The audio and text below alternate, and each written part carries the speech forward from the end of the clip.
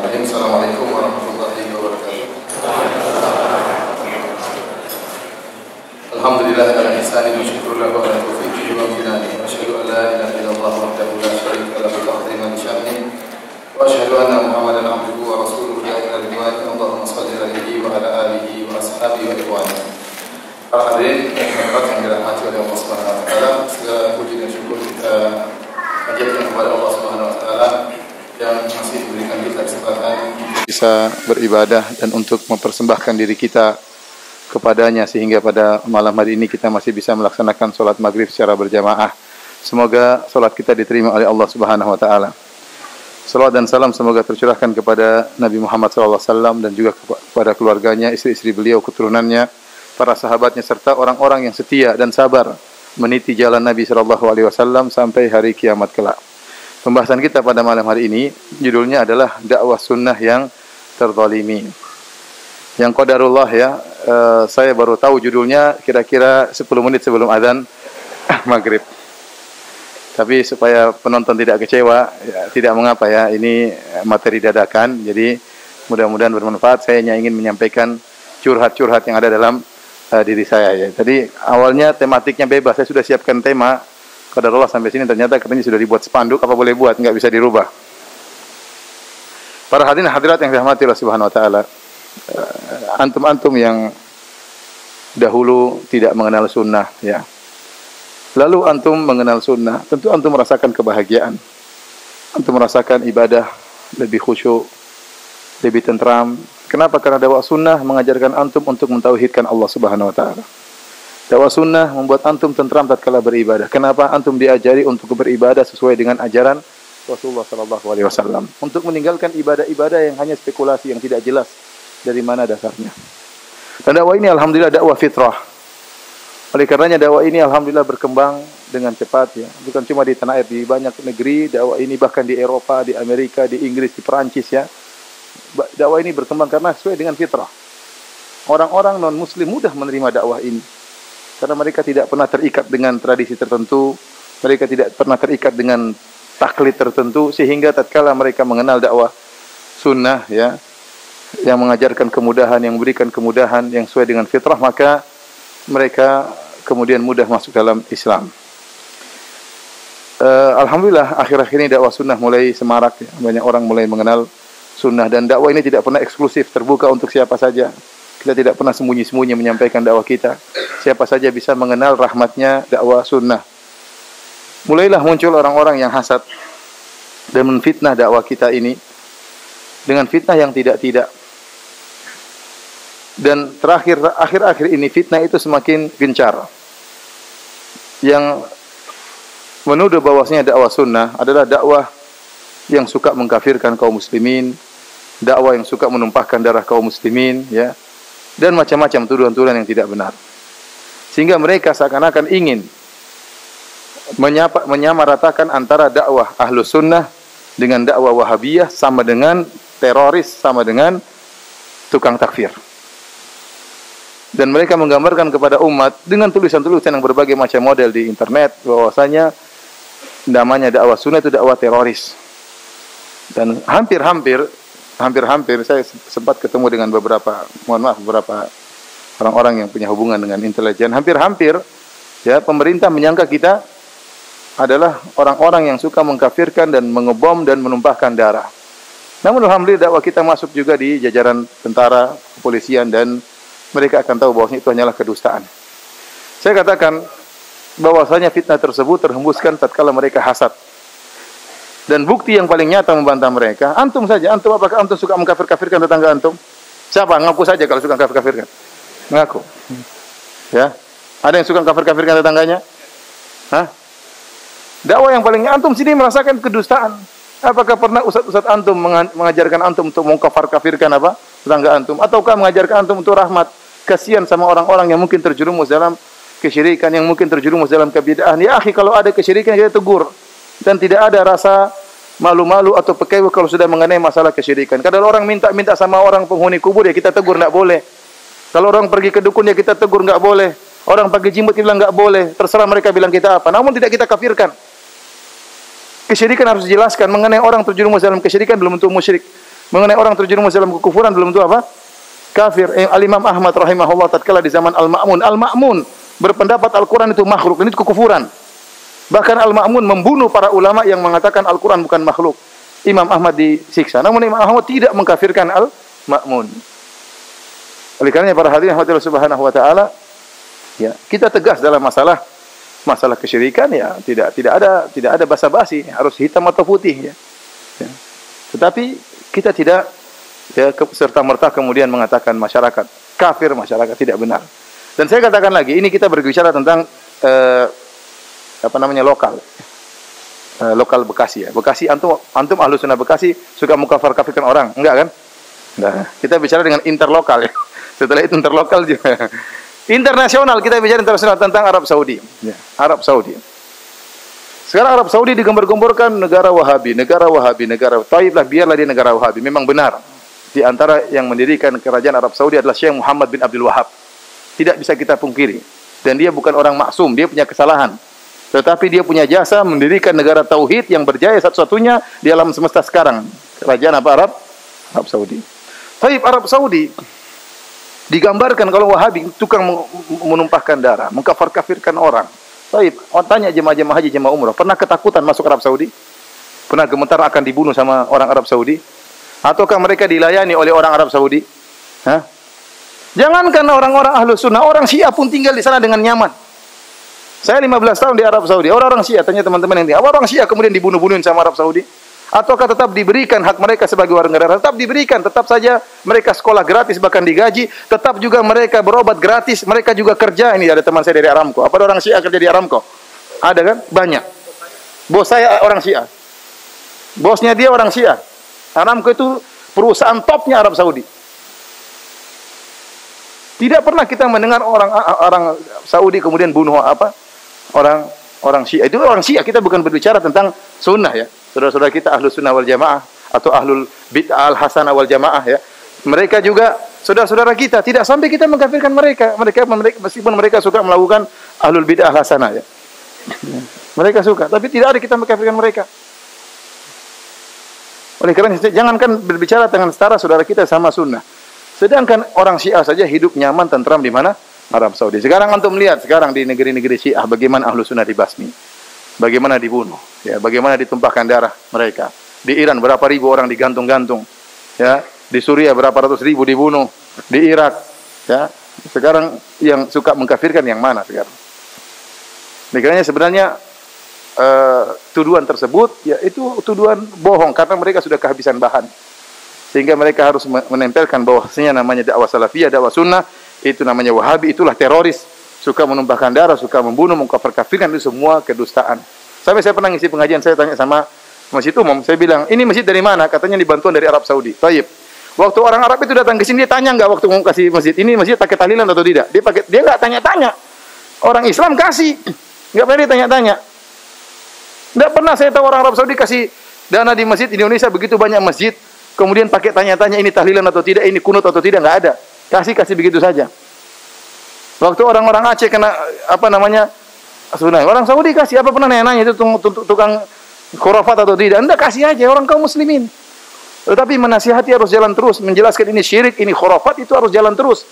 Itulah para nabi, kenapa mereka berdakwah untuk menyelamatkan umat daripada kesyirikan. Mereka dicerca, mereka dihina, mereka dituduh dengan tuduhan tidak. Maka kita bersabar. Maka mau saya, itu sebenarnya tidak benar. Dakwah Ahlus Sunnah adalah dakwah yang penuh rahmat. Apa kata Al-Imam Ibnu Taimiyah rahimahullah? Ahlus Sunnah a'lamun nasi bil haq wa arhamuhum bil khalq. Bahwasanya Ahlus Sunnah adalah kelompok yang paling, ya, mengenal kebenaran dan yang paling rahmat terhadap manusia, ya. Selesai kajian kita, ya.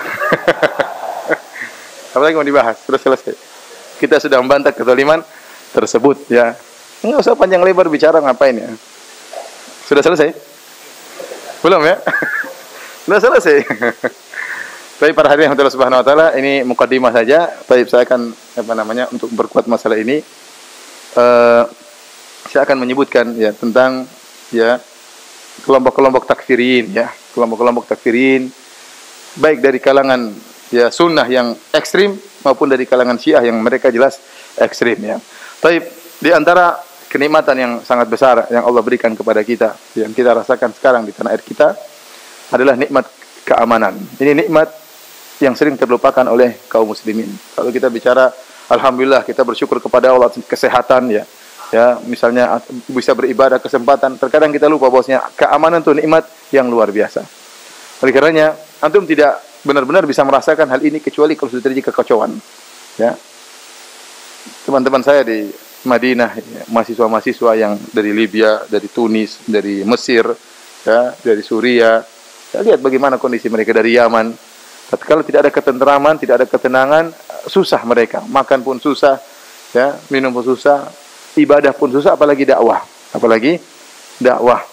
Oleh karenanya Allah Subhanahu wa taala menyebutkan kenikmatan tersebut dalam firman-Nya, ya, "Falyabudu rabb hadzal bait alladzi at'amahum min ju' wa amanahum min khauf." Hendaknya mereka beribadah kepada pemilik Ka'bah ini, yaitu Allah Subhanahu wa taala, yang menghilangkan rasa lapar dari mereka dan menghilangkan ketakutan dari mereka dengan berikan keamanan. Allah sebutkan tentang nikmat keamanan. Allah sebutkan di antara sebab kenapa kalian harus menyembah Allah, karena Allah menghilangkan rasa lapar dan Allah berikan kenyamanan. Ya. Bayangkan Allah sebutkan dua sebab ini kenapa Allah harus disembah dalam ayat ini. Berarti kenikmatan keamanan adalah kenikmatan yang luar biasa. Kemudian kita sadar bahwasanya, ya, kalau seorang kenyang, seorang sehat, namun tidak ada keamanan, tidak ada ketentraman, tidak ada ketentraman. Mau makan makanan enak, tapi ada bunyi bom, bunyi senjata, gimana makan dengan ketentraman, penuh dengan kegelisahan.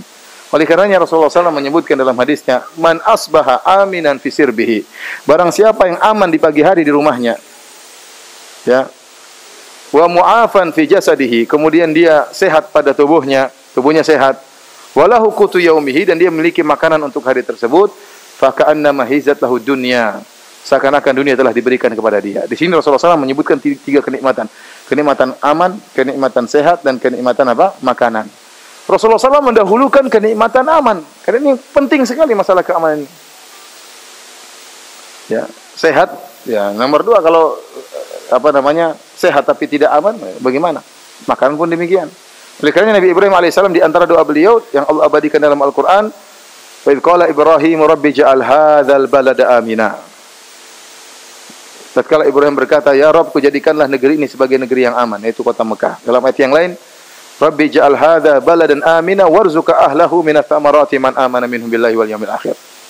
Ya, kata Nabi Ibrahim, "Ya Allah, jadikanlah negeri ini aman dan berikanlah rizki kepada orang-orang yang beriman." Sini Nabi Ibrahim mendahulukan penyebutan keamanan, baru kemudian menyebutkan tentang apa? Rizki. Dari sini kita tahu bahwasanya keamanan adalah nikmat yang sangat penting. Nikmat yang sangat penting. Dan ini disyariatkan kita untuk menjaga keamanan, stabilitas keamanan. Oleh karenanya, dakwah-dakwah yang ingin merusak keamanan, ini kebanyakan dakwah-dakwah yang tidak benar. Terutama dakwah yang ingin mencoreng rahmatnya agama Islam. Dan kita akui sekarang ini agama yang paling cepat tersebar di alam semesta agama Islam. Tidak bisa dibendung. Ya, kita dapat kabar teman-teman kita dari Perancis, dari Amerika, dari Inggris, Islam berkembang dengan cepat. Di Eropa, di Barat, di Perancis, di Inggris berkembang dengan cepat, susah untuk dibendung. Ya, dan kebanyakannya berkembang dalam kondisi aman. Berkembang dalam kondisi keamanan, dalam kondisi tentram, maka Islam mudah berkembang. Dakwah bisa berjalan tatkala aman.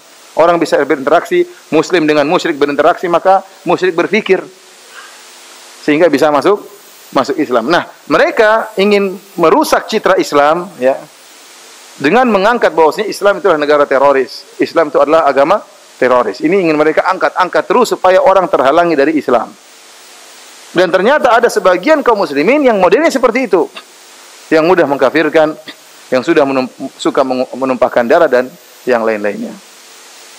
Tapi para hadirin yang Allah Subhanahu wa taala, oleh karenanya pemahaman takfir pemahaman yang paling berbahaya, suka mengkafirkan muslim yang lain. Padahal dosa mengkafirkan, dosa yang sangat mengerikan. Rasulullah SAW mengatakan, "Man qala li akhihi ya kafir faqad ba'a bi ahaduhuma." Barang siapa yang mengatakan kepada saudaranya, "Wahai si kafir," maka akan kembali kepada salah satunya. Kalau enggak benar, kembali kepada dia. Kalau seorang yang menuduh saudaranya berzina, dia tidak punya dalil, tidak punya bukti, 4 saksi, maka dicambuk, fajliduhum samanina jaldah, dicambuk 80 kali cambukan. Kenapa dia nuduh orang berzina? Bagaimana lagi dengan menuduh orang yang kafir? Kalau berzina ternyata benar berzina, ya paling dirajam atau di apa namanya? Dicambuk. Tapi kalau kafir mengerikan. Kalau kafir jelas. Kalau dikafirkan berarti darahnya halal. Darahnya halal. Hartanya pun apa? Halal. Sembelihannya tidak boleh dimakan. Dia sembelih ayam haram. Kenapa dia murtad? Kemudian harus diceraikan dari istrinya atau harus diceraikan dari apa? Suaminya. Kenapa dia murtad? Ya. Kemudian juga tidak boleh dikuburkan di pekuburan kaum muslimin. Mengerikan. Kemudian di neraka jahanam selama-lamanya. Maka vonis takfir bukan vonis sembarangan. Namun vonis takfir ini sudah ada sejak zaman dahulu. Di zaman Nabi SAW ada orang-orang Khawarij yang mudah mengkafirkan para sahabat. Yang dikafirkan para sahabat mulia Utsman bin Affan, Ali bin Abi Thalib, sampai Abdurrahman bin Muljim, ya, membunuh Ali bin Abi Thalib dan dia mengatakan, inilah ibadah yang paling saya andalkan untuk bertakarrub kepada Allah. Membunuh siapa? Ali bin Abi Thalib.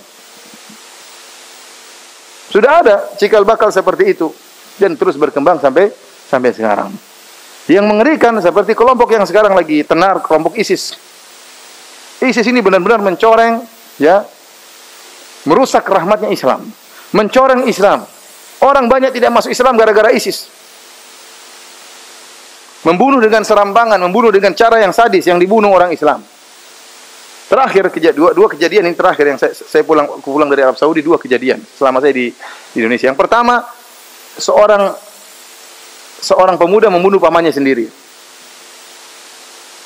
Sebelumnya ada klip yang tersebar, seorang ISIS berbicara, ya, dengan mengatakan, bunuhlah kerabat-kerabat terdekat kalian yang murtad. Bunuhlah kerabat-kerabat kalian yang murtad. Maka ini ditangkap oleh seorang yang berafiliasi kepada ISIS, orang pemuda di Arab Saudi. Maka dia pun membunuh pamannya. Kenapa? Pamannya punya salah apa? Pamannya cuma adalah anggota tentara, ya, aparat di Arab Saudi. Cuma gara-gara itu. Dan orang-orang ISIS meyakini Arab Saudi kafir secara mutlak, seluruhnya kafir. Ya, rajanya kafir, seluruh aparatnya apa? Kafir. Maka dia pun bom pamannya ini. Sebelum dia bom, dia mengatakan, saya ingin memberi syafaat kepada ayah ibuku di surga. Lalu dia bom bunuh diri, pamannya kemudian meninggal dunia. Saya masuk di Twitter pamannya terus, saya ingin lihat bagaimana sih pemikiran pamannya. Ternyata isi Twitternya baik-baik. Tidak ada salah, dia cuma menyebarkan dakwah Islamiyah, dia menyebarkan kajian-kajian ulama, menyebarkan ayat dan hadis-hadis. Orang ini dikafirkan gara-gara cuma jadi aparat. Ini yang kejadian terakhir kira-kira 4 hari lalu. Terjadi pengeboman di masjid ketentaraan yang ada di Abha, ya, di daerah Arab Saudi juga. Dan sempat diwawancara imam masjid. Saya lihat beritanya luar biasa, ya. Ini imam cerita, kami sedang sholat 200 orang, semuanya ABRI, semuanya apa? Bukan ABRI, ya. ABRI itu Indonesia, ya. Tentara, laskar, kami sedang sholat. Rakaat keempat tatkala mau sujud, tiba-tiba bom meledak. Meninggallah 20 orang.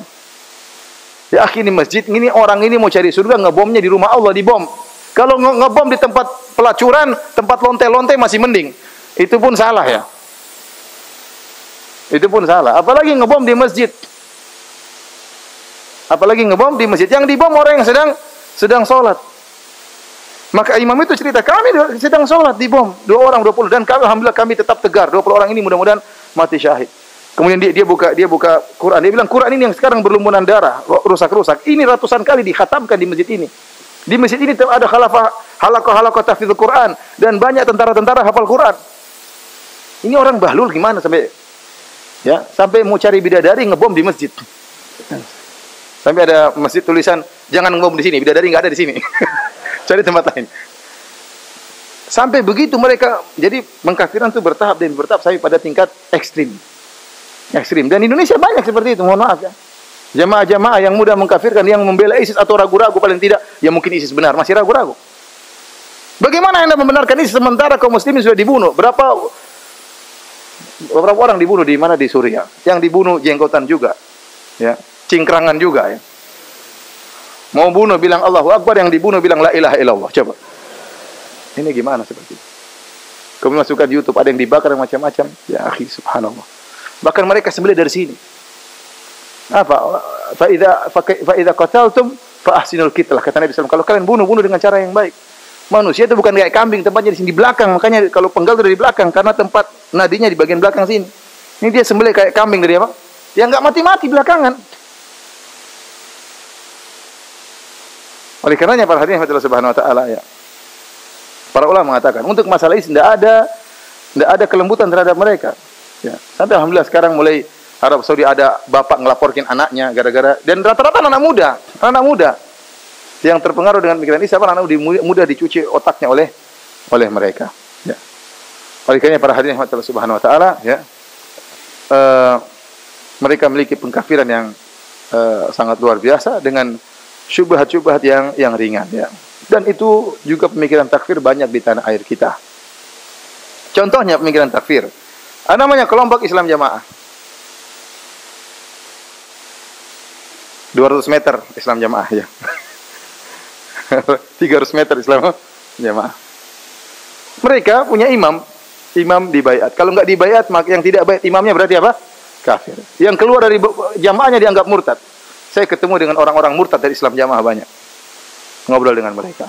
Benar-benar mereka dikafirkan. Meskipun mereka tidak pernah menumpahkan darahnya karena mereka takut juga ya.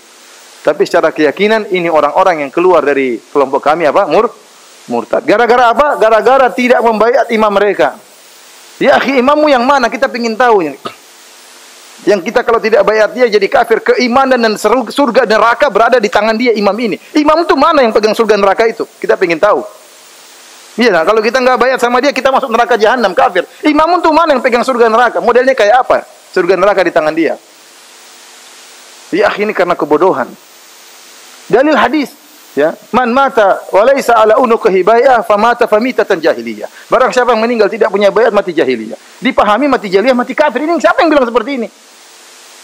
Seluruh syurahul hadis para ulama menjelaskan maksudnya mati jahiliyah bukan kafir maksudnya, tapi mati sebagaimana orang jahiliyah yang mereka tidak punya pemimpin. Bukan berarti mati kafir. Kesyirikan apa yang dia lakukan? Saya kemudian tidak berbayat sama imam kamu, saya kafir. Ya, teman-teman kafir, seluruh kafir Indonesia ini berapa ratus juta orang. Kamu anggotanya 1 juta, tapi 190 jutanya kafir semua. Ya, surga itu luas. Surga itu apa? Luas ya. Kenapa semuanya harus kafir? Subhanallah. Tapi para hadirin rahmatillah subhanahu wa ta'ala. Sehingga apa? Kita dapati tatkala orang masuk di masjidnya dipel. Ya, mungkin dianggap najis, dipel. Ini kalau masuk antum cari garaja semua, dipegang semua. Biar mereka kerja bakti ya, capek.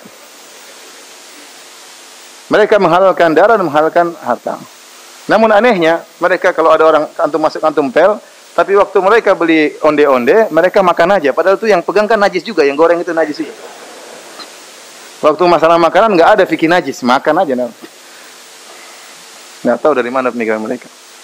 Saya punya teman orang murtad dari kalangan Islam Jamaah bilang, Ustadz dulu saya kalau makan beli kue, ya. Kadang saya beli kue 5, saya bayar 2 Ustadz. Kenapa? Sebenarnya tidak bayar, tidak apa-apa, karena itu halal, harta orang kafir. Tapi saya masih baik, saya sedekah 2. Ini benar, ini nggak main-main. Jadi kalau ente sudah dikafirkan, harta ente halal, darah ente apa?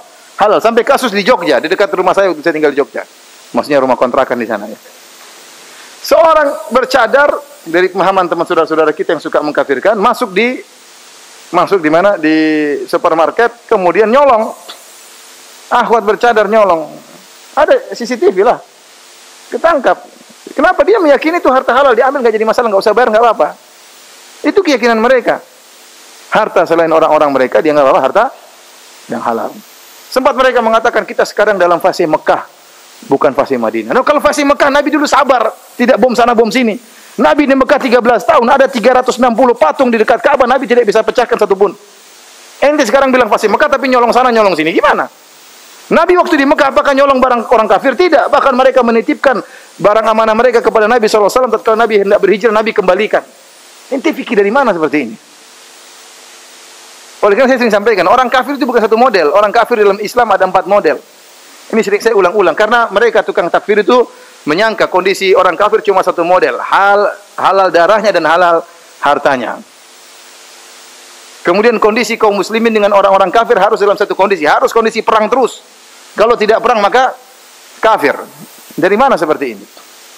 Rasulullah sallallahu alaihi wasallam ya, tatkala datang ke Madinah, tinggal di kota Madinah. Datang kota Madinah, ada Yahudi enggak tinggal di kota Madinah? Ada, dengan 3 sukunya, Bani Qainuqa, Bani Nadir, kemudian Bani Quraidah, tinggal di kota Madinah. Rasulullah SAW tatkala datang tidak menyerang orang-orang Yahudi. Bahkan buat perjanjian namanya Piagam Madinah atau Wathiqatul Madinah. Di antara isi perjanjian tersebut, kalau ada musuh dari luar, kita bareng-bareng kerjasama ngelawan musuh tersebut. Paham? Kenapa? Karena orang-orang musyrikin Arab hendak membunuh Nabi SAW. Maka Nabi buat perjanjian dengan orang kafir yang ada setempat. Dalam rangka untuk menyerang apa? Orang kafir yang datang dari luar. Oleh karena kondisinya tidak seperti yang kita bayangkan, harus perang terus, orang kafir harus halal dalahnya terus. Bahkan Rasulullah SAW punya perjanjian Hudaybiyah. Tatkala tahun 6 Hijriah Rasulullah SAW membuat perjanjian Hudaybiyah dengan orang musyrikin Arab. Kurang dari 2 tahun. Perjanjian damai dan manfaatnya luar biasa. Dalam waktu kurang dari 2 tahun tersebut sekitar 6.000 orang masuk Islam. Cepat, kenapa? Terjadi interaksi, terjadi dakwah. Ya, masing-masing silakan mengungkapkan hujah-hujahnya sehingga banyak yang masuk Islam dalam tempo kurang dari 2 tahun. Padahal Nabi SAW 13 tahun di Mekah, 6 tahun di Madinah, tidak sampai sekitar 3.000 orang saja yang masuk Islam. Total kaum muslimin cuma 3.000, maksimal 4.000. Itu padahal 19 tahun. Sementara kurang dari 2 tahun dalam perjanjian Hudaybiyah ternyata hampir 6.000 orang yang masuk Islam. Dan kita tahu banyak Islam masuk di tanah air kita dengan akhlak, dengan rahmat. Islam di mana-mana berkembang sekarang dengan apa? Dengan akhlak, dengan ajaran Nabi SAW yang penuh dengan rahmat. Tapi para hadirin rahmatillah subhanahu wa ta'ala, ya. Mereka menyangka orang kafir cuma satu model, padahal orang kafir itu ada 4 model. Itu namanya kafir zimmi. Kafir zimmi adalah orang kafir yang tinggal di negara Islam dan dia bayar semacam jizyah, disebut semacam pajak. Pajak ini bukan pajak gratisan, tidak. Dia ada timbal balik. Bahwasanya negara Islam bertanggung jawab dengan keamanan orang Yahudi ini atau orang Nasrani ini, ya. Negara Islam bertanggung jawab tentang keamanan dia, dibela, tidak ada yang boleh ganggu dia. Kenapa? Mereka sudah bayar apa? Ongkos tadi, semacam jizyah, ya. Bukan gratisan, tidak, ada timbal baliknya. Kalau namanya orang kafir mu'ahad. Orang kafir mu'ahad adalah orang kafir yang punya perjanjian damai dengan negara kita. Ini tidak boleh dibunuh. Rasulullah SAW mengatakan, "Man qatala mu'ahadan lam yarah raihatal jannah." Barang siapa yang bunuh kafir mu'ahad, dia tidak akan cium bau surga. Kenapa? Kita ada janji dengan mereka. Janji perjanjian damai. Tidak boleh kita ingkari perjanjian ini. Meskipun Rasulullah SAW mengatakan al-harbu khid'ah, perang itu adalah tipu daya. Tetapi kalau sudah terjadi perjanjian damai, enggak boleh bohong di situ. Kalau sedang perang silakan bohong-bohongan. Tapi kalau sudah kirim utusan untuk berunding damai, maka enggak boleh bohong di situ. Barang siapa mengingkari perjanjian ini, maka kata Rasulullah SAW membunuh kafir mu'ahad, dia tidak akan mencium bau surga. Mengerikan. Dalam hadis yang lain kata Rasulullah SAW, "Ala man zalama mu'ahadan aw intaqasahu, ya, aw kallafahu fawqa tawqatihi, aw akhadha minhu syai'an bighairi tatyibi nafsihi fa ana hajijuhu yaumal qiyamah." Kata Rasulullah SAW, ketahuilah barang siapa yang menzalimi mu'ahad, kafir mu'ahad, atau merendahkannya, atau membebaninya lebih daripada kemampuannya, atau mengambil hartanya, ya, tanpa dia ridha, maka aku akan mendebat dia pada hari kiamat kelak. Ya. Makanya Allah sebutkan dalam Al-Qur'an hukum orang yang membunuh kafir mu'ahad. Kata Allah Subhanahu wa taala, "Wa in kana min qaumin bainakum wa bainahum mitsaq fadiyatun musallamatun ila ahlihi wa tahriru raqabati mu'minah." Kalau Anda membunuh seorang yang dari kafir yang punya perjanjian dengan Anda, maka harus bayar diyah dan harus membebaskan budak. Enggak boleh sembarang bunuh. Ada kafarahnya membunuh orang kafir yang dari kafir mu'ahad. Kemudian namanya kafir musta'min. Kafir musta'man atau musta'min adalah kafir harbi yang tadinya berperang dengan kita. Terjadi peperangan. Lantas dia minta pengamanan untuk masuk, untuk ada urusan atau utusan, maka tidak boleh dibunuh karena dia sudah minta pengamanan dan kita izinkan, maka tidak boleh dibunuh. Di zaman Nabi SAW ada seorang datang memenuhi Ummu Hani, orang kafir musyrik. Kemudian dia minta untuk diamankan. Kalau dia minta diamankan, maka datang Ali bin Abi Thalib kalau tidak salah ingin bunuh dia. Karena orang musyrik. Maka akhirnya Ummu Hani lapor kepada Nabi SAW, saya sudah amankan dia, namun Ali ingin membunuhnya. Kata Rasulullah SAW, "Waqad ajartu man ajarti ya Ummu Hani." Kami telah melindungi orang yang kau lindungi, wahai Ummu Hani. Karena Ummu Hani wanita memberi pengamanan kepada lelaki musyrik ini. Oleh karena tidak semua orang yang halal darahnya, yang halal hartanya cuma satu, yaitu kafir harbi yang sedang berperang dengan kita. Rasulullah SAW tatkala di Madinah berdagang dengan orang Yahudi atau tidak? Berdagang, ada interaksi. Ya. Maka jangan dianggap bahwasanya satu kondisi harus kondisi berperang dan harus kondisi kafir cuma satu model, harus halal darahnya dan halal hartanya. Tidak selamanya kaum muslimin bisa berperang, tidak selamanya. Kalaupun ada kaum muslimin mampu berperang, ternyata misalnya kepala negaranya tidak mau, ya ini urusannya dengan Allah Subhanahu wa taala. Urusan dia dengan Allah Subhanahu wa taala. Kita hanya beri masukan, namun tidak bisa kita berperang tanpa ada pemimpin. Oleh karena para hadirin yang dirahmati oleh Allah Subhanahu wa taala, ya. Inilah orang-orang ini tatkala memiliki pemikiran bahwasanya kafir harus satu model dan kondisi harus dalam kondisi perang, ya, maka mereka tatkala melihat Arab Saudi tidak berperang, Arab Saudi tidak begini, maka mereka kafirkan Arab Saudi. Mengerikan, ya. Padahal Arab Saudi kurang baiknya, kurang apa lagi baiknya, ya. Ya, kalau Arab Saudi kafir, penduduk kota Madinah kafir, apalagi penduduk Bekasi di sini. Ya, Nabi Musa lari enggak dikejar Firaun? Hah? Nabi Musa berhasil mendirikan negara Islamiyah atau tidak? Berhasil atau tidak mendirikan negara Islam waktu di zaman Firaun? Tidak berhasil. Allah suruh kabur malah. Tapi Nabi Musa kafir. Seorang la yukallifullahu nafsan illa wus'aha. Seorang tidak dibebani di luar daripada kemampuannya. Ada orang berpikir, pokoknya kalau enggak khilafah Islamiyah enggak usah sama sekali. Ini pemikiran tidak benar. Tidak realistis seperti ini. Sehingga apa? Memaksa orang untuk memberontak selalu kepada pemerintah. Pemerintah kalau nggak bisa tegakkan negara Islam, maka pemerintah tersebut kafir. Kita berontak saja. Ini tidak benar seperti ini.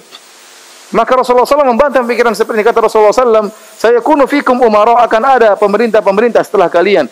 Kulubuhum kulubu syayatin, hati-hati mereka seperti hati syaitan. Fi juthmanil ins, namun dalam tubuh manusia.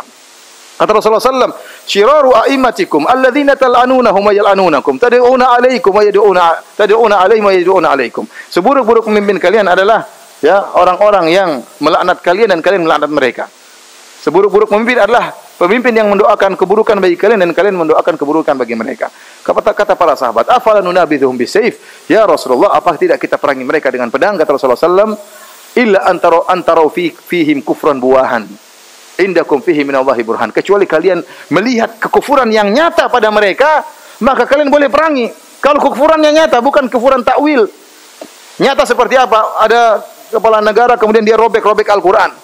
Dia maki-maki Allah, dia maki-maki Nabi SAW. Ini kufur yang nyata.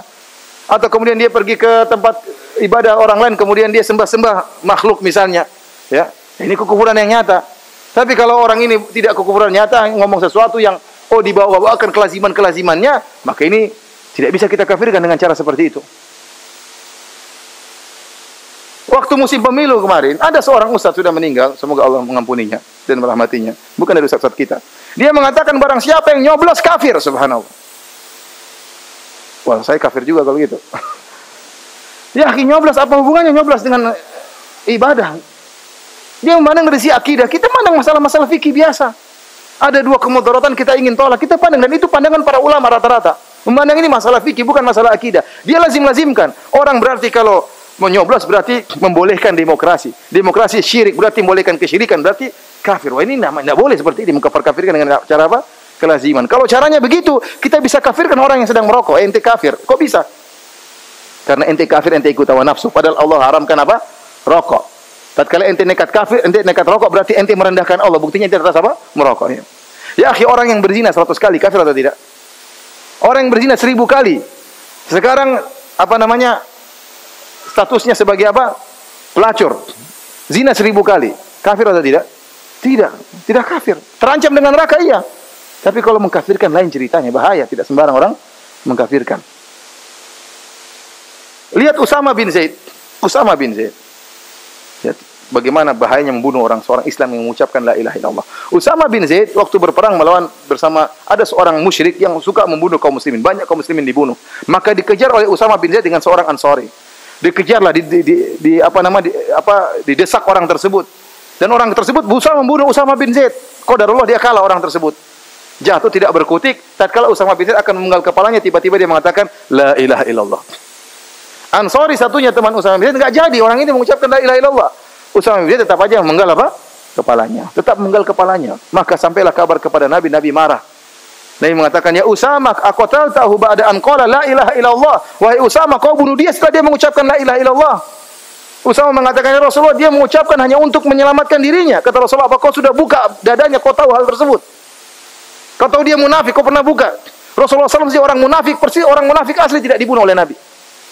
Waktu ada orang menghina Nabi SAW, maka seorang sahabat mengatakan, "Ya Rasulullah, Adribuna ka hadzal rajul, boleh saya bunuh orang ini? Kata Rasulullah, enggak, jangan sampai orang mengatakan saya bunuh sahabat saya. Padahal orang itu berhak untuk dibunuh. Orang menghina Nabi berhak untuk dibunuh atau tidak? Berhak untuk dibunuh. Namun Nabi melarang bunuh orang ini. Kenapa? Karena Nabi memikirkan bagaimana citra Islam di luar Islam. Jangan sampai orang musyrik mengatakan saya membunuh sahabat saya. Ini sekarang orang sembelih sana, sembelih sini, sebelah sini. Mengerikan. Kalau Rasulullah SAW mengatakan dakhalat imra'atun finnar fi hirratin habasatha. Ada seorang wanita masuk neraka gara-gara mengekang kucing. Kucing aja dikekang. Tidak sengaja dia bunuh, dia bukan sengaja membunuh. Tidak sengaja bunuh kucing ini. Kenapa? Dikekang, tidak dikasih makan, juga tidak dilepasin. Matilah kucing ini, masuk neraka wanita tersebut. Kalau Allah berkata kepada bayi-bayi yang dibunuh, wa idzal mau'udatu su'ilat bi ayyi dzambin qutilat. Anak-anak yang dibunuh oleh orang musyrikin dibangkit, kenapa kalian dibunuh? Tidak ada dosanya. Bagaimana lagi dengan orang yang salat, yang sedang salat, kemudian dikafirkan, kemudian apa? Dibunuh. Orang ini orang berilmu, orang ini hafal Quran, dibunuh oleh orang-orang ISIS. Mengerikan. Oleh saya katakan pada hari ini Allah Subhanahu wa taala, ini kelompok sangat berbahaya. Dia tidak orang kafir tidak mampu merusak Islam sebagaimana kerusakan yang mereka lakukan. Sudah Isya kah? Belum ya? Baik, para hadirin Allah Subhanahu wa taala. Jadi bahaya dengan pemikiran apa? Takfir. Dan juga pemikiran yang berusaha merusak keamanan yang ada di tanah air kita. Antum akan rasakan bagaimana kalau tidak ada keamanan, repot. Nanti jangankan pikir dakwah, untuk ibadah saja apa? Susah. Ya, jangan ikut apa namanya, semangat sebagian kelompok yang mengatakan kita memberontak. Ya akhi, ente pikir yang baik.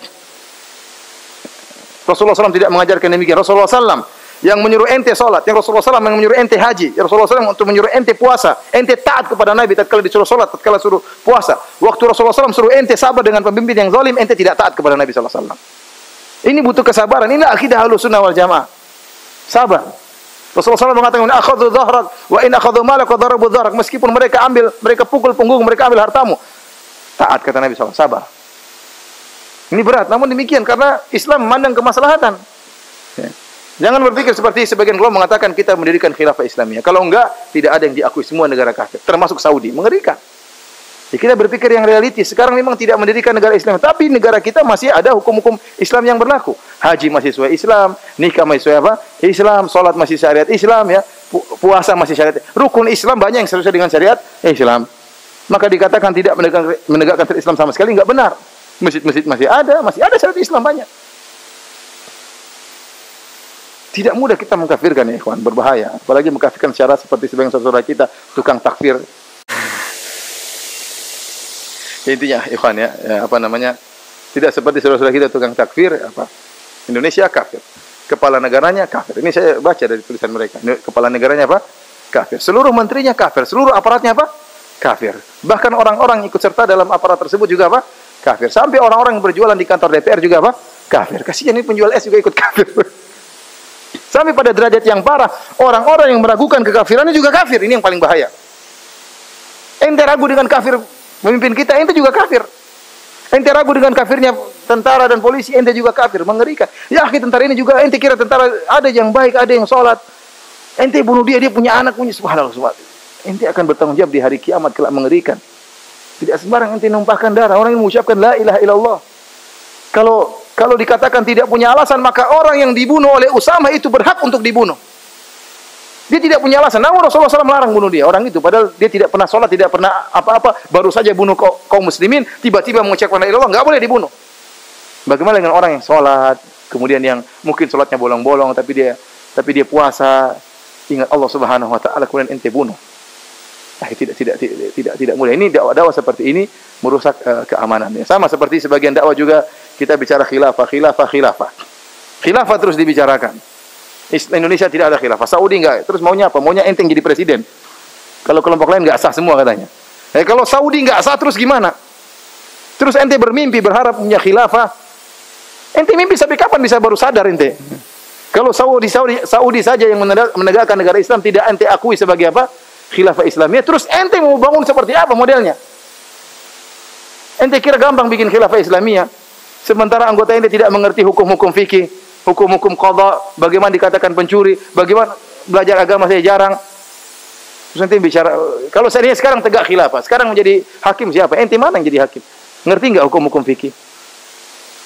Bicara yang masuk akal sedikit ya. Maka Rasulullah SAW mengajarkan kepada kita realistis. Kita akan menghadapi mungkin suatu saat Rasulullah SAW mengatakan kalian akan menghadapi pemimpin yang berhati-hati syaitan. Tapi lihat Rasulullah SAW melarang untuk berontak selama mereka masih apa? Masih muslim. Berat memang berat. Ya. Yang penting kita menjalankan wasiat Nabi SAW. Ya. Karena kemudaratan banyak yang timbul gara-gara pemberontakan. Tapi para hadirin Allah Subhanahu Wa Taala, ini kelompok takfiriyin ya dari kalangan sunnah dengan berbagai macam apa? Modelnya. Kalau kita bagi orang Islam menjadi dua, satu ahlu sunnah dengan berbagai macam kelompoknya, ya, satunya adalah Syiah. Dan Syiah adalah kelompok takfirin yang paling parah. Orang-orang Syiah mengkafirkan selain apa? Syiah, mengerikan. Mereka dan sebagai bukti mereka telah membunuh kaum muslimin di mana-mana. Dan mereka bukan cuma sekedar gerakan ideologi, tapi mereka juga gerakan politik. Oleh karena di mana-mana Syiah berusaha menguasai negara. Berusaha menguasai, dan mereka kita ini kafir. Kenapa? Kita tidak beriman dengan imam mereka yang 12. Di antara rukun iman mereka adalah beriman dengan apa? Imam mereka yang 12. Nah, kita tidak beriman dengan imam mereka yang 12, ya. Sudah azan ya? Belum. Nah, bunyi ya? Nah, ini bunyi apa? Nah. Jadi dan saya katakan propaganda bahwasanya Wahabi teroris sebenarnya yang mempropagandakannya adalah orang Syiah. Cuma sebagian saudara-saudara kita termakan. Mereka yang biayai, mereka ada di balik gerakan ini mengatakan sunnah itu teroris, sunnah teroris. Itu propagandanya orang-orang apa? Syiah. Sebenarnya teroris mereka. Yang teroris sebenarnya apa? Mereka yang merusak ketentraman di tanah air kita. Dan saya pernah sampaikan kepada sebagian adalah orang-orang tertentu, saya sampaikan, Bapak tidak bisa mengharapkan keamanan kalau orang Syiah di tanah air. Orang tidak akan pernah diam kalau dikatakan ibunda Aisyah radhiyallahu anha pezina, tidak ada yang bisa sabar. Ada yang mengatakan Abu Bakar di neraka, Umar di neraka, kita tidak bakalan sabar. Tidak mungkin sabar. Ya akhi, istri Nabi yang paling dicintai oleh Nabi dikatakan pezina, siapa yang mau sabar seperti ini? Oleh karenanya, ya, ini adalah gerakan yang membahayakan keamanan apa? Keamanan negara. Kalau mereka takiyah terus masih aman, namun kalau mereka sudah berani berucap dan seperti sekarang mulai berani apa? Mulai berani ngomong, bahaya, akan timbul keributan. Ini pergerakan yang harusnya dilarang karena merusak ketentraman, ya, keamanan kaum muslimin. Wallahu a'lam bishawab, ya. Habis azan mungkin kita sholat dulu ya. Sholat baru tanya jawab atau sholat terus pulang? Tanya jawab dulu. Baik. Kita demikian saja insyaallah, habis sholat kita lanjutkan sesi tanya jawab. Wallahu a'lam bishawab. Assalamualaikum warahmatullahi wabarakatuh. Terima kasih atas waktu yang diberikan. Tadi dijelaskan tentang bermacam-macam kufar atau kaum kafir, ada 4 golongan. Kemudian kalau tidak salah membaca, saya pernah baca di Syiar Nurbala. Pada saat Nabi pindah ke Madinah, ada 3 golongan, yaitu dari kaum Ansor dan kaum Muhajirin dari pihak Muslim, dan orang aslinya dari kaum Aus dan Najd, dan tadi disebutkan kaum orang dari Quraidah, kemudian dari Qunaiqah, dan satunya lagi, mohon maaf nanti saya.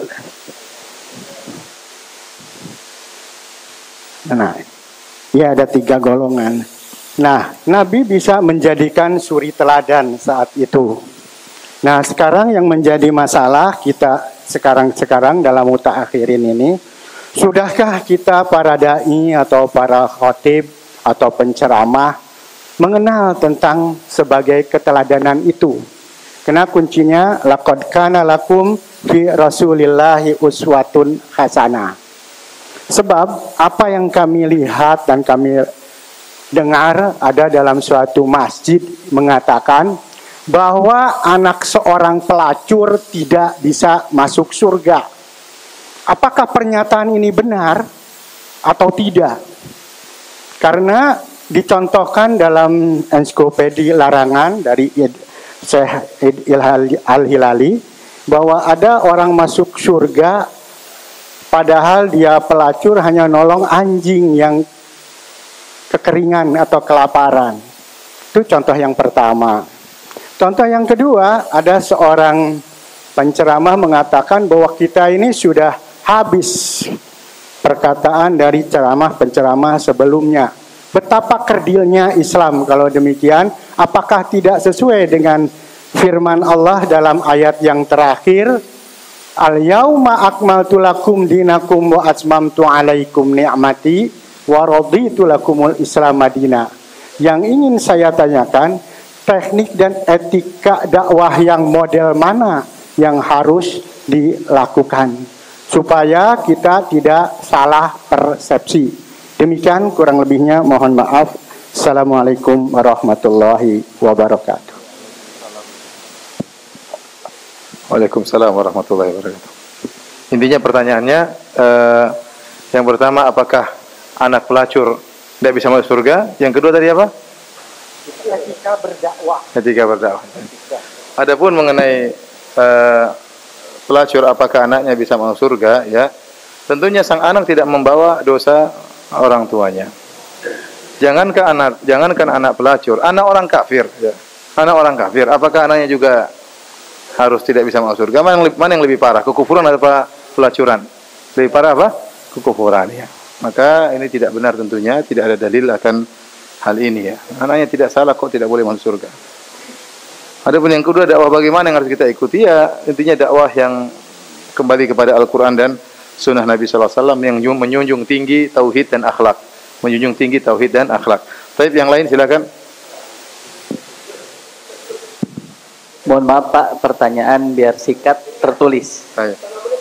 Tertulis.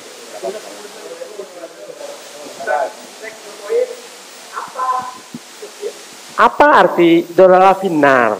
Dolalah yang bagaimana? Mohon singkat saja. Apakah dalam ibadah atau apa? Saya sering bertanya-tanya. Dolalah finnar. Makasih. Assalamualaikum warahmatullahi wabarakatuh. Rasulullah SAW mengatakan, wa kullu bid'atin dhalalah, wa kullu dhalalatin apa? Finnar. Setiap bid'ah itu sesat dan setiap kesesatan di neraka. Artinya maksudnya sesat itu salah. Kesesatan itu pasti kesalahan. Kesalahan itu menunjukkan kepada kesalahan itu mengantarkan kepada neraka jahanam. Bukan maksud hadis ini setiap orang melakukan bid'ah masuk neraka. Jangan salah paham. Rasulullah SAW menjelaskan tentang perbuatan kesesatan itu mengantarkan kepada neraka. Dan ini semakin perkuat bahwasanya seluruh bid'ah itu sesat. Karena Rasulullah SAW mengatakan seluruh bid'ah apa? Sesat. Dan seluruh kesesatan di neraka. Kalau ada yang mengatakan bid'ah yang baik, kita bilang juga begitu ada kesesatan yang baik juga. Tapi tidak melazimkan. Jadi jangan salah paham. Melazimkan orang melakukan bid'ah berarti neraka. Ini enggak ada kelaziman sama sekali. Rasulullah hanya sedar menjelaskan tentang perbuatan. Sama seperti tatkala Rasulullah SAW mengatakan innal kadhiba yahdi ilal fujur. Sungguhnya dusta mengantarkan kepada kefujuran. Wa innal fujura yahdi ilan nar, dan sungguhnya kefajiran mengantarkan kepada neraka. Apakah orang dusta pasti masuk neraka? Tidak, sama seperti itu kira-kira.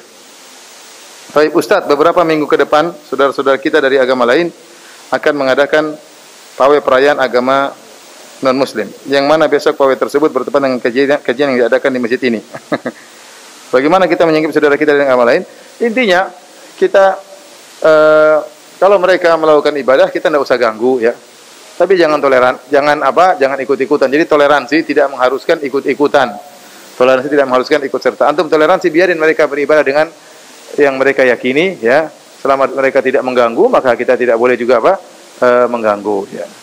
Jadi toleransi tidak mengharuskan untuk ikut-ikutan. Biarin mereka mengadakan apa yang mereka yakini.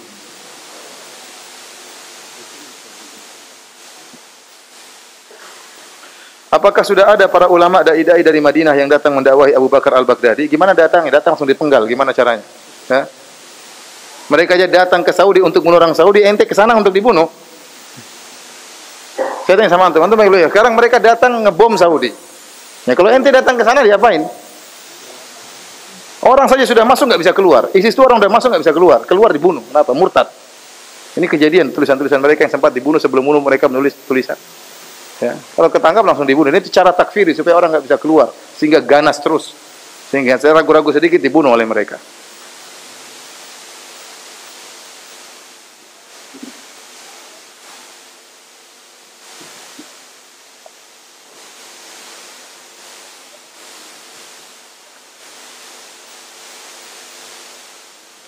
Ustaz Firanda hafizahullah yang kami cintai karena Allah, kami semoga selalu diberi kesehatan. Amin.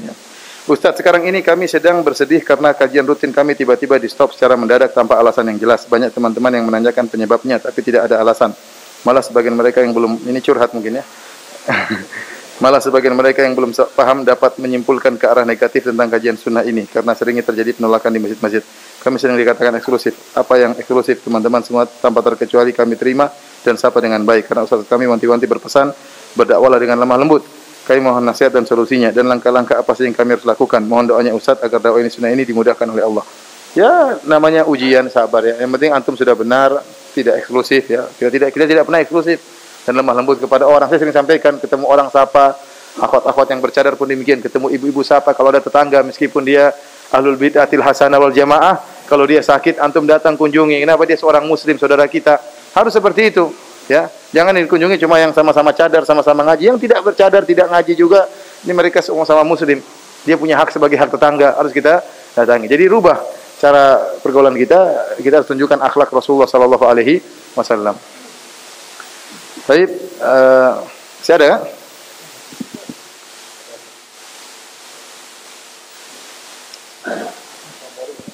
Assalamualaikum Ustaz. Ya. Bagaimana menyikapin kasus yang di Tolika Ustaz kalau kita sebagai umat muslim di sana Ustaz? Terima kasih. Assalamualaikum warahmatullahi wabarakatuh. Allah alam bisawab. Alhamdulillah orang-orang yang berkompeten sudah mengurusi.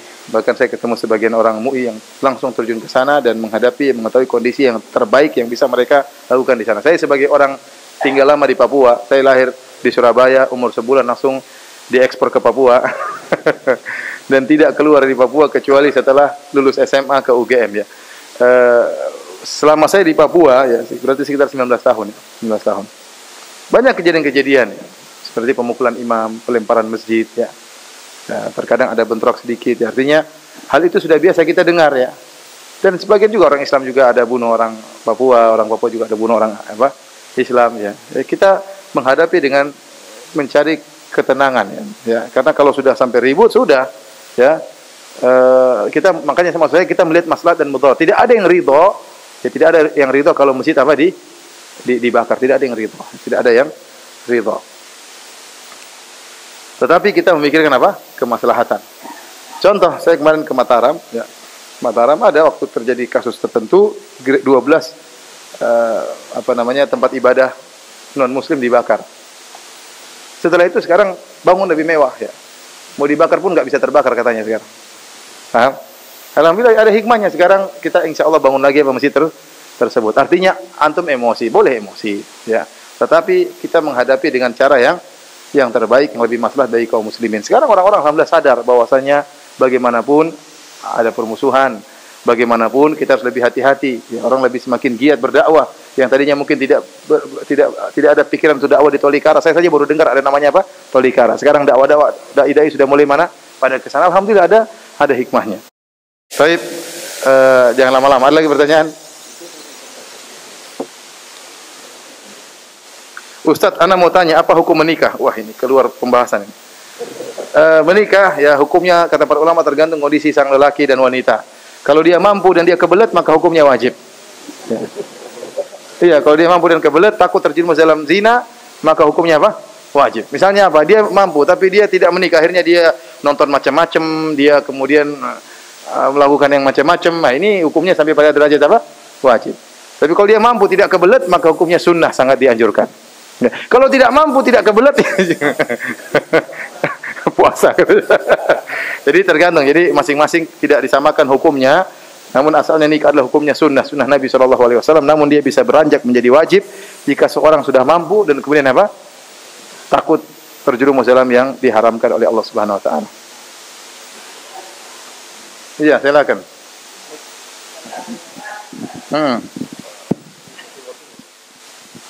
Kenapa? Tentang demokrasi, Ustaz. Jadi saya pengen tahu sebetulnya akidah demokrasi itu apa. Pertama. Kok sudah tahu baru kok tanya-tanya lagi?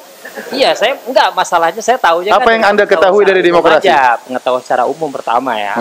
Karena yang saya tahu pertama katanya kan akidah demokrasi itu mereka meyakini ya, terlepas mereka orang nggak tahu kan suara rakyat itu suara Tuhan. Ya, rakyat ini kan macam-macam, ada yang ateis. Yang bilang suara kita suara Tuhan siapa? Siapa nih? Yang bilang suara paling banyak suara Tuhan siapa yang ngomong gitu? Orang-orang demokrasi pembesar. Oh enggak. Siapa yang bilang? Sebutin namanya. Enggak. Coba sebutin namanya yang banyak orang demokrasi bilang suara terbanyak suara Tuhan. Yang bilang gitu siapa? Kan tadi saya pertanyaannya sebetulnya akidah demokrasi itu apa? Pertama ya, yang kedua saya tadi yang saya dengar dari media-media umum, karena saya nggak punya kamus demokrasi, sekolah saya kan cuma S2 ya. Sebentar. Yang kedua. Oke, baik, yang kedua silakan. Nah tadi antum yang terakhir setelah demokrasi itu kan terlepas nanti sudah ada pembicaraan. Yang pertama mencegah keburukan yang sedikit ya kan. Faktanya kan ketika jago antum kalah, tetap aja dakwah sunnah tetap bisa gitu kan. Padahal jago yang dulu dibilang lebih besar mudorotnya ternyata menang gitu. Ini kan kenyataan gitu aja. Assalamualaikum. Gimana? Ulang yang kedua gimana? Iya kan. Itu kan ma'ruf ya. Seperti Anda 4 bahkan boleh karena kan mencegah mudorot yang lebih besar ya kan. Iya. Ternyata jagonya kalah nih, terus? Ya kan? Naik mereka yang dibilang mudorot besar nih. Tapi saya lihat kenyataan 2 tahun selama ini dakwah itu aman-aman aja. Ustaz. Oh, alhamdulillah, alhamdulillah. Kan, ya itu aja. Ustaz. Assalamualaikum warahmatullahi wabarakatuh. Antum tahu anak pilih siapa sih? Antum kok apa namanya? Mengenai pemilu itu sudah selesai lah ya, sudah selesai ya.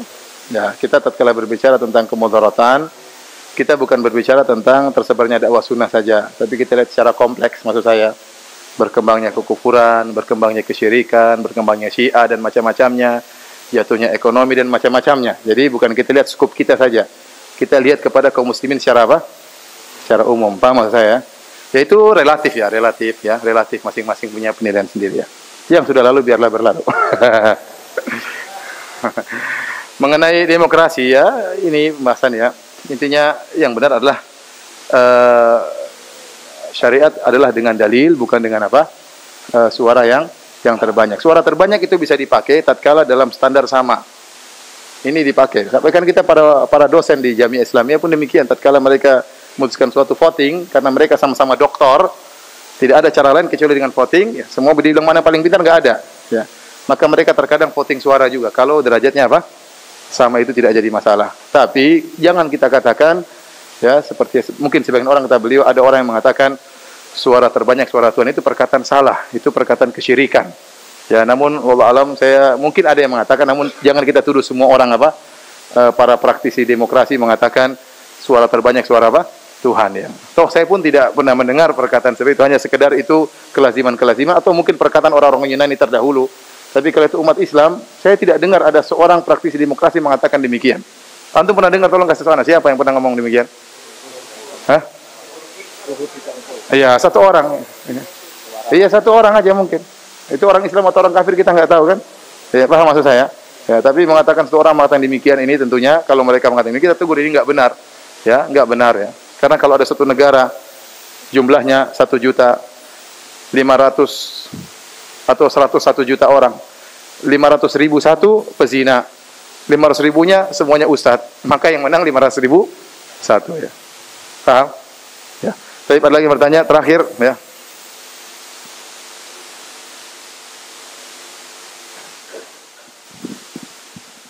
Assalamualaikum Ustaz. Dengan banyaknya negara yang menegakkan syariat Islam Ustaz ya, apakah ada pemikiran dari beberapa ulama di Saudi mengenai akan ditegakkannya suatu daurah Islamiyah, kekhilafahan juga meliputi beberapa negara yang sudah mulai menegakkan seperti itu? Sebenarnya Arab Saudi sudah menegakkan syariat Islam. Kalau ada yang mau gabung silakan, tapi yang mau gabung siapa? Kita tidak berbicara suatu hayalan, memaksa. Ya, sekarang kenyataannya, dan ini sudah dibicarakan oleh para ulama dahulu. Ya, adanya ta'addudul ada khilafah yang berbilang. Ya, dan itu sudah ada sejak dulu. Maka mereka membicarakan dengan fikih bagaimana khilafah yang berbilang. Masing-masing negara, ini fatwa ulama sejak dulu. Masing-masing negara mengurus negaranya masing-masing ya. Kenyataannya ya, Saudi menurut saya ya, dia tidak sempurna, tapi dia sudah berusaha menegakkan syariat Islam yang terbaik. Alhamdulillah jalan ya, masyarakat juga makmur, syariat juga jalan, tauhid ditegakkan, tidak ada kesyirikan, dukun dipenggal, zina dilarang ya, semuanya jalan ya. Namun tetap saja ada orang yang mencela mengatakan Saudi kafir ya. Terus yang menggabung dengan dia siapa? Sekarang antum ya, jadi usaha sudah ada, tapi untuk menggabungkan tidak mudah. Semua kita berimpikan untuk memiliki khilafah Islamiyah yang mengumpulkan seluruh Namun kita berbicara yang realistis, maksudnya kita berbicara yang realistis. Kenyataannya kalau tidak ada terus kita anggap semua negara kafir kan tidak realistis kalau begitu. Bagaimana kita padahal agama dibangun di atas membangun kemaslahatan. Ingat ya, agama dibangun di atas membangun apa? Kemaslahatan. Kalau seluruh negara yang ada tidak dianggap, semua dianggap negara kafir karena tidak ada khilafah Islamiyah, tidak usah patuh, amburadul ini. Akan dihabisi oleh orang kafir kalau begitu caranya. Maka seorang jangan berfatwa yang ngawur. Dia mau seluruh negara kafir, kemudian amburadul tinggal dihabisi sama orang kafir yang lebih mudah bersatu daripada orang Islam. Maka seorang berpikir yang realistis, hanya bukan sekedar emosi, kemudian kalau tidak sempurna berarti tidak sama sekali. Enggak benar. Islam tidak demikian. Kalau tidak sempurna, yang ada diperbaiki, dijaga, berusaha untuk diperbaiki. Bukan kalau tidak sempurna dibuang sama sekali. Itu bukan cara berpikir yang benar. Jadi kita semua bermimpi, bukan cuma antum, kita semua bermimpi untuk ada khilafah Islamiyah. Namun kenyataannya tidak semudah yang kita bayangkan. Ada sekelompok mengatakan saya bermimpi punya khilafah Islamiyah, yang di sana ada warga negaranya ada Sunnah dan Syiah. Kita bilang Arab Saudi sudah mendahului ente. Arab Saudi negara penduduknya ada Syiah dan ada apa? Sunnah. Dan alhamdulillah jalan. Tapi dia tidak maunya dia yang jadi khalifahnya. Masih seperti itu. Sama juga bohong kalau begitu. Ya. Baik, para hadirin, sampai di sini saja kajian kita ya. Nanti lama-lama tambah panas ya. Insyaallah kita sama-sama ingin kebaikan. Kurang lebihnya saya mohon maaf ya. Subhanakallah bihamdik asyhadu an la ilaha illa anta astaghfiruka wa atubu ilaik. Assalamualaikum warahmatullahi wabarakatuh.